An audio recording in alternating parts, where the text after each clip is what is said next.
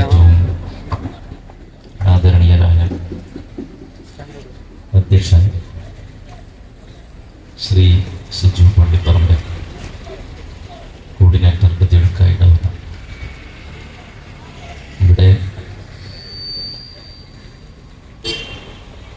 മതസൗഹാർദ്ദ സമ്മേളനത്തിൽ പ്രൗഢമായ പ്രഭാഷണം നടത്തി ശ്രീ ഗോപാലകൃഷ്ണ കുലാൽ, കാർമികൻ ഉപ്ലേരി ശ്രീ മന്ത്രമൂർത്തി ഗുളിക സംഗതി, അതുപോലെ തന്നെ പ്രഭാഷണം നടത്താനിരിക്കുന്ന ബഹുമാന്യരായ father Aneesh Thomas, Marthoma church, ഈ മഹത്തായ വേദിയിൽ സന്നിഹിതരായിട്ടുള്ള വിശിഷ്ട വ്യക്തിത്വങ്ങൾ, ബദിയടുക്ക KCBC മധ്യവിരുദ്ധ സമിതി, മുക്തിശ്രീ എന്നിവയുടെ ആഭിമുഖ്യത്തിൽ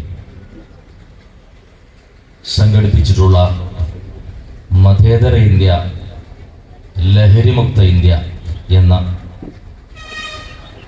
മഹത്തായ പരിപാടിയിലാണ് നാം ഒക്കെയും സംബന്ധിച്ചിട്ടുള്ളത്. ഏകദിന ഉപവാസവും മതസൗഹാർദ്ദ സമ്മേളനവും സാംസ്കാരിക സദസ്സുമാണ് ഇവിടെ നടക്കുന്നത്. ഇവിടെ ഈ കാലഘട്ടത്തിൽ ഏറ്റവും അനിവാര്യമായ ഒരു പ്രോഗ്രാമാണ് ഇത് എന്ന കാര്യത്തിൽ യാതൊരു സംശയവും. മനുഷ്യ മനസ്സുകളെ അടുപ്പിക്കുക, മനുഷ്യരെല്ലാം ഒന്നാണ് എന്ന രൂപത്തിൽ മനുഷ്യരെ ചിന്തിപ്പിക്കുക, ആ വഴിയിലേക്ക് എല്ലാവരെയും കൈപിടിച്ചു കൊണ്ടുവരിക എന്ന വലിയൊരു ദൗത്യമാണ് ഇവിടെ നിർവഹിക്കപ്പെടുന്നത്. അതോടൊപ്പം തന്നെ ലഹരിമുക്ത ഇന്ത്യ സാധ്യമാക്കാനുള്ള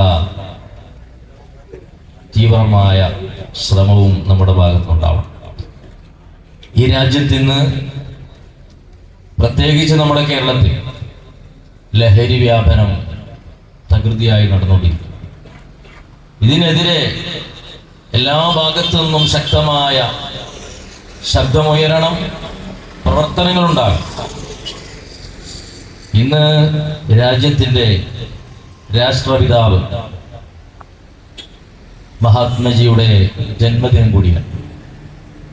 ഈ രാജ്യത്തെ ലോകരാജ്യങ്ങൾക്ക് മുന്നിൽ യശസ്സോടെ തലയുയർത്തി നിൽക്കാൻ,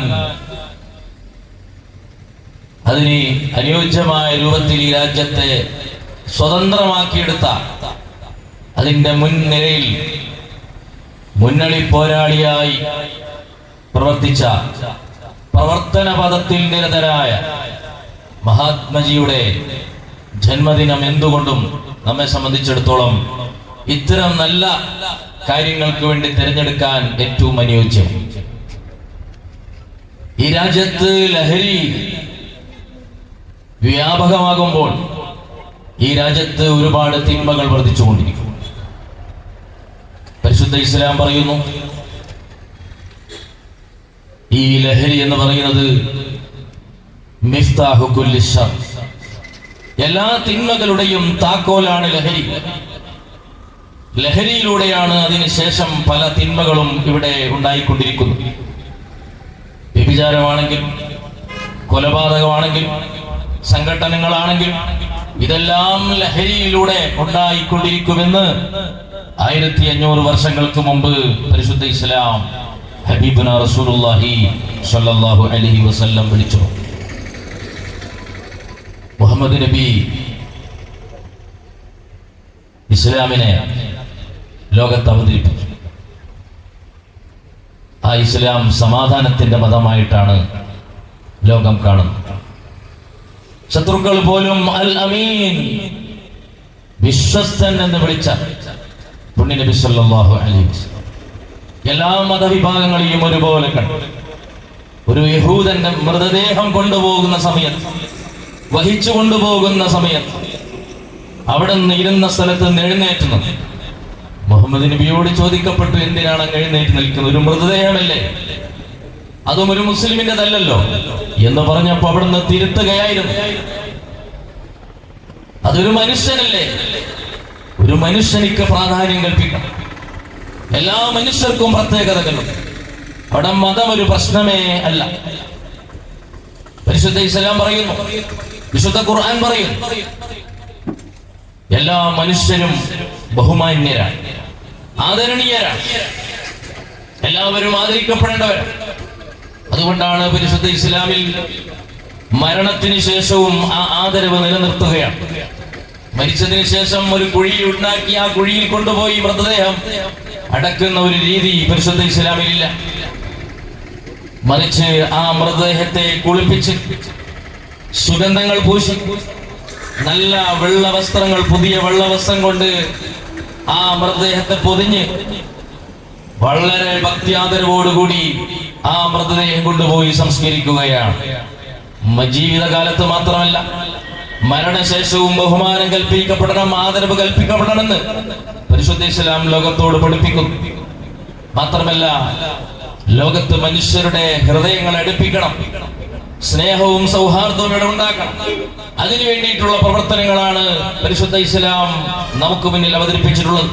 എല്ലാ മതങ്ങളും ഉദ്ഘോഷിക്കുന്നത് ഒന്ന് തന്നെയാണ്, സമാധാനമാണ്. എല്ലാ മതങ്ങളും ഇവിടെ പറയുന്നത് സമാധാനത്തിന് വേണ്ടിയിട്ടാണ് ഈ മതങ്ങളെല്ലാം ഇവിടെ നിലനിൽക്കുന്നത്. ഇവിടെ ഒരു മതവും അശാന്തി പടർത്തുന്നില്ല, ഒരു മതവും ഇവിടെ വിദ്വേഷം ഉണ്ടാക്കുന്നില്ല, ഒരു മതവും ഇവിടെ സംഘടനകൾ ഉണ്ടാക്കാൻ വേണ്ടി പ്രോത്സാഹിപ്പിക്കുന്നില്ല. എല്ലാ മതവും ഇവിടെ സമാധാനം ഉണ്ടാവണം, ശാന്തി ഉണ്ടാവണം.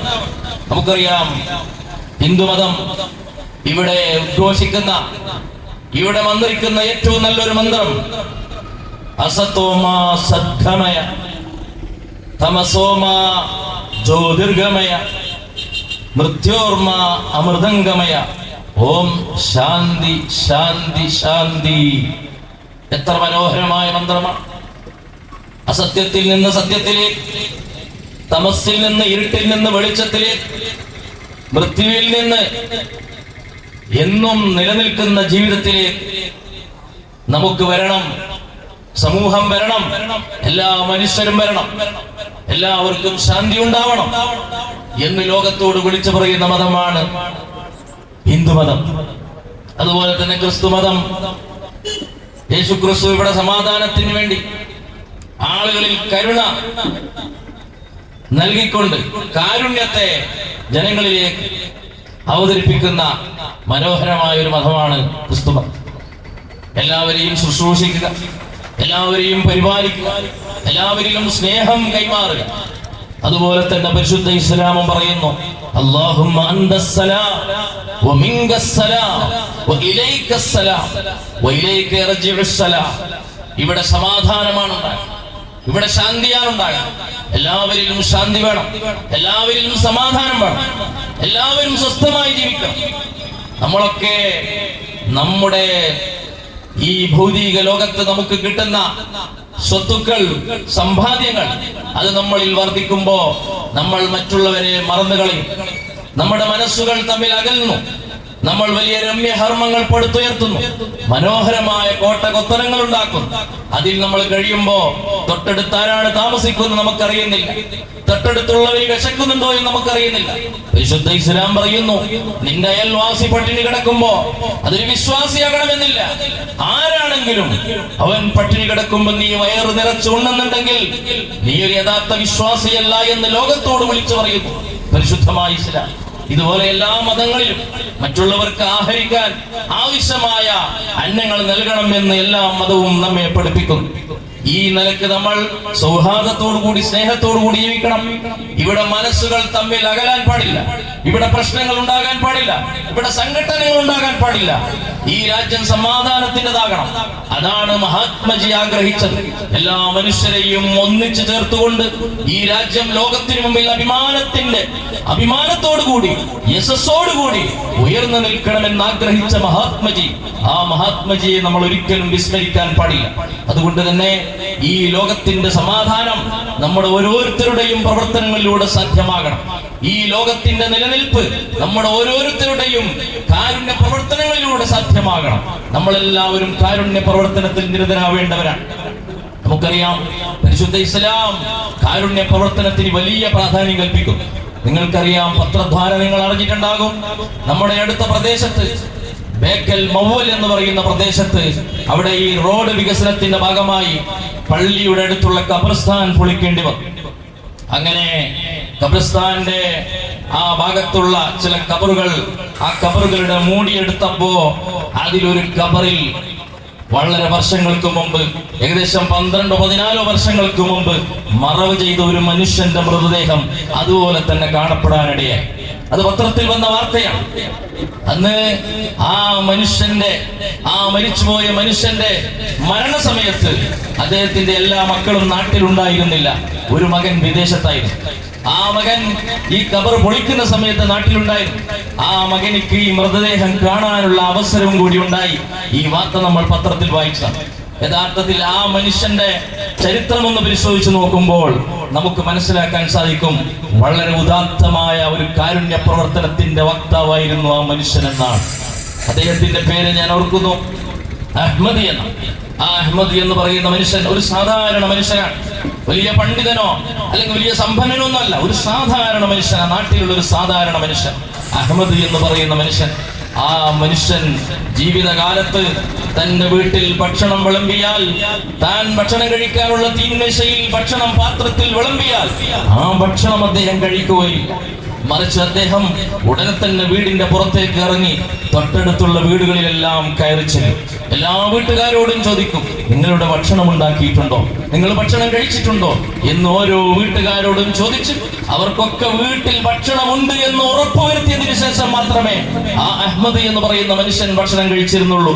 അങ്ങനെ കാരുണ്യ പ്രവർത്തനത്തിൽ മറ്റുള്ള സഹജീവികളോടുള്ള സ്നേഹം കാണിച്ച, മറ്റുള്ളവരെ കൂടി അന്നം കഴിപ്പിക്കാൻ വേണ്ടി വളരെയേറെ പരിശ്രമിച്ച ആ ഒരു മനുഷ്യന്റെ അന്ത്യം സംഭവിച്ചിട്ടും ആ മനുഷ്യന്റെ ഖബറിൽ തന്റെ ശരീരത്തിനൊരു പോറലുമേൽക്കാതെ വർഷങ്ങൾക്ക് ശേഷവും കണ്ടിട്ടുണ്ടെങ്കിൽ അതിൽ നമ്മൾ മനസ്സിലാക്കുന്നത്, നന്മ ചെയ്തവർ എപ്പോഴും സംരക്ഷിക്കപ്പെടും, അവർക്ക് എപ്പോഴും സംരക്ഷണം ഉണ്ടാവും, ദൈവത്തിന്റെ അനുഗ്രഹങ്ങൾ അവർക്കുണ്ടാകും. ഇതാണ് ലോകത്തോട് എല്ലാ മതങ്ങളും പഠിപ്പിക്കുന്നത്. അതുകൊണ്ട് തന്നെ നമ്മളെപ്പോഴും സ്നേഹത്തോടുകൂടി, നമ്മളെപ്പോഴും സൗഹാർദ്ദത്തോടുകൂടി, വിട്ടുവീഴ്ചയോടുകൂടി നമ്മൾ ജീവിക്കണം. രാജ്യങ്ങൾ തമ്മിൽ എന്തുകൊണ്ട് സംഘടന ഉണ്ടാകുന്നു? കുടുംബങ്ങൾ തമ്മിൽ എന്തുകൊണ്ട് സംഘടന ഉണ്ടാകുന്നു? എല്ലാവരും വിട്ടുവീഴ്ചക്ക് തയ്യാറാവുകയാണെങ്കിൽ എല്ലാ പ്രശ്നങ്ങളും അവസാനിക്കും, എല്ലാ പ്രശ്നങ്ങളും നിസ്സാരമായി അവസാനിക്കും. ഇവിടെ നമുക്കറിയാം ലഹരി എന്തുകൊണ്ട് വ്യാപിക്കുന്നു. അതിനെ തടയേണ്ടവർ തടഞ്ഞാൽ നിമിഷം കൊണ്ട് അതിനെ ഇല്ലായ്മ ചെയ്യാൻ ഇവിടെ സാധിക്കും. അതിന് ഉത്തരവാദിത്തപ്പെട്ട ആളുകൾ മുന്നോട്ട് വരണം. അവരെങ്ങാനും ഇവിടെ ലഹരി വേണ്ട എന്ന് വിചാരിച്ചാൽ, ഒരു തീരുമാനമെടുത്താൽ, ഒരു നിയമം പാസാക്കിയാൽ ആ നിമിഷം മുതൽ ഇവിടെ ലഹരി ഉണ്ടാവുകയില്ല. അതിന് അർഹതപ്പെട്ട ആളുകൾ, അതിന് മുന്നോട്ട് വരേണ്ട ആളുകൾ മുന്നോട്ട് വരാത്തത് കൊണ്ടാണ് ലഹരി ഇവിടെ വ്യാപിച്ചുകൊണ്ടിരിക്കുന്നത്. ഭരണകൂടം വിചാരിക്കണം, നിയമ സംവിധാനങ്ങളിൽ അതിനുള്ള സംവിധാനങ്ങൾ ഉണ്ടാകണം, നിയമ സംവിധാനങ്ങൾ ആ വിഷയത്തിൽ തീരുമാനമെടുക്കണം. എന്നാൽ ലഹരി ഇവിടെ ഇല്ലായ്മ ചെയ്യും, അല്ലെങ്കിൽ പിന്നെ ദൈവം ഇല്ലായ്മ ചെയ്യേണ്ടി വരും. നമുക്കറിയാം, നമ്മളൊക്കെ അകന്ന് ജീവിക്കുന്ന ഒരു സമയത്ത് കേരളത്തിൽ പെട്ടെന്നൊരു പ്രളയം വന്നു. ആ പ്രളയത്തോടുകൂടി എല്ലാ മനുഷ്യരെയും മതം നോക്കാതെ ഒരു തളികയുടെ മുന്നിൽ ഇരുന്നു കൊണ്ട് എല്ലാവരും ഒന്നിച്ച് ഭക്ഷണം കഴിക്കാനുള്ള ഒരു സാഹചര്യം അവിടെ ഉണ്ടാക്കിയത് നമ്മൾ വായിച്ചതല്ലേ? എത്ര വലിയ സമ്പത്തുണ്ടായിട്ടും ആ പ്രളയത്തോടുകൂടി ഒരു സാധാരണക്കാരായി മറ്റുള്ളവരോടൊപ്പം ചേർന്നിരുന്നു കൊണ്ട് ഭക്ഷണം കഴിക്കുന്ന ഒരു മനോഹരമായ കാഴ്ച. ഒരു ടെന്റിന്റെ അകത്ത് എല്ലാവരും, എല്ലാ മതവിഭാഗങ്ങളും ഒന്നിച്ച് ജീവിച്ച ഒരു സാഹചര്യം ഇവിടെ ഉണ്ടായിട്ടില്ലേ? ഒരു ടെന്റിന്റെ അകത്ത് എല്ലാവരും പ്രാർത്ഥന നിർവഹിച്ച ഒരു സാഹചര്യം ഈ കേരളത്തിൽ ഉണ്ടായിട്ടില്ലേ? ദൈവം വിചാരിച്ചാൽ ഒരു നിമിഷം മതി നമ്മളെയൊക്കെ ഒന്നിപ്പിക്കാൻ, നമ്മൾക്കൊക്കെ നല്ലതുണ്ടാക്കാൻ. ദൈവം ഒരു നിമിഷം കൊണ്ട് അത് സാധ്യമാക്കും. പക്ഷേ നമ്മൾ ഓരോരുത്തരും അത് ചെയ്യുന്നുണ്ടോ എന്ന് പരീക്ഷിക്കാനാണ് ഈ ലോകത്ത് ദൈവം നമ്മളെ പ്രതിനിധിയായി അയച്ചിട്ടുള്ളത്. നമ്മൾ ചെയ്യേണ്ടുന്ന കാര്യം നമ്മൾ ചെയ്യണം. നമ്മളെല്ലാവരെയും ഒന്നിപ്പിക്കണം. സ്നേഹം ഇവിടെ എല്ലാ മനുഷ്യരിലും വ്യാപിപ്പിക്കണം. ആ നിലക്ക് മനോഹരമായ ഒരു ജീവിതം കാഴ്ചവെക്കാൻ നമുക്ക് സാധ്യമാകണം. ഇവിടെ ഈ ബദിയടുക്ക KCBC മദ്യവിരുദ്ധ സമിതി ഇവിടെ നടത്തുന്ന ഈ മനോഹരമായ പ്രോഗ്രാം, ഇത് എന്തുകൊണ്ടും മാതൃകാപരമാണ്. ഈ നിലക്കുള്ള പ്രോഗ്രാമുകൾ ഇവിടെ നിരന്തരമായി ഉണ്ടായിക്കൊണ്ടിരിക്കണം. ഇവിടെ എല്ലാ മതവിഭാഗങ്ങളും ഒന്നിച്ചു ചേർന്നുകൊണ്ടിരിക്കണം. എല്ലാവരും ഒന്നിച്ചിരുന്ന ഒരു വട്ടമേശക്ക് ചുറ്റും എല്ലാവരും ഇരുന്നുകൊണ്ട് സ്നേഹം പങ്കിടുമ്പോഴാണ് ഈ നാട്ടിൽ സമാധാനം ഉണ്ടാകുന്നത്. നമ്മൾ ഒരിക്കലും അകന്ന് ജീവിക്കേണ്ടവരല്ല, നമ്മൾ തോളോട് തോൾ ചേർന്ന് ജീവിക്കേണ്ടവരാണ്. നമ്മളെല്ലാവരും ഒരേ രക്തമുള്ളവരാണ്. നമ്മളെല്ലാവരും ഒരേ ശരീരമാണ്. നമ്മൾ ഒരേ മനസ്സായി പ്രവർത്തിച്ചാൽ നമ്മുടെ ഇടയിൽ ഒരു മതിലുകളും ഉണ്ടാവുകയില്ല, ഒരു തരത്തിലുള്ള അകലങ്ങൾ ഉണ്ടാവുകയില്ല.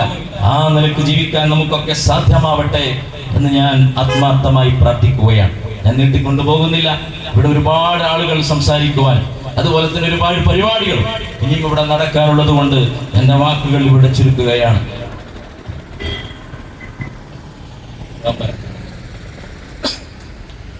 ഖുർആൻ പാരായണം ഇവിടെ പറഞ്ഞു ഞാൻ ഭാഗം പാരായണം ചെയ്യും. أعوذ بالله من الشيطان الرجيم.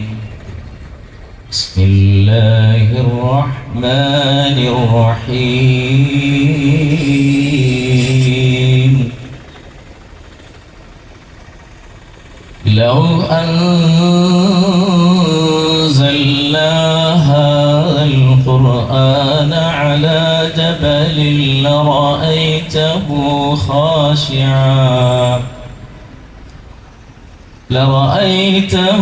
خاشعا متصدعا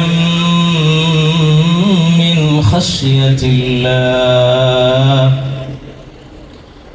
وتلك الأمثال نضربها للناس لعلهم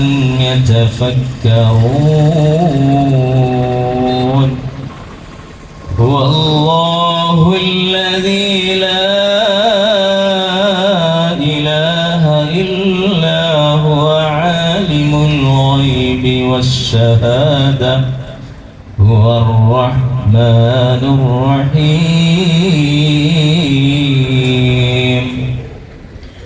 هو الله الذي لا إله إلا هو الملك القدوس السلام المؤمن المهيمن العزيز الجبار المتكبر. سبحان الله عما يشركون. هو الله الخالق البارئ المصور له الأسماء الحسنى يسبح له ما في السماوات وما في الأرض وهو العزيز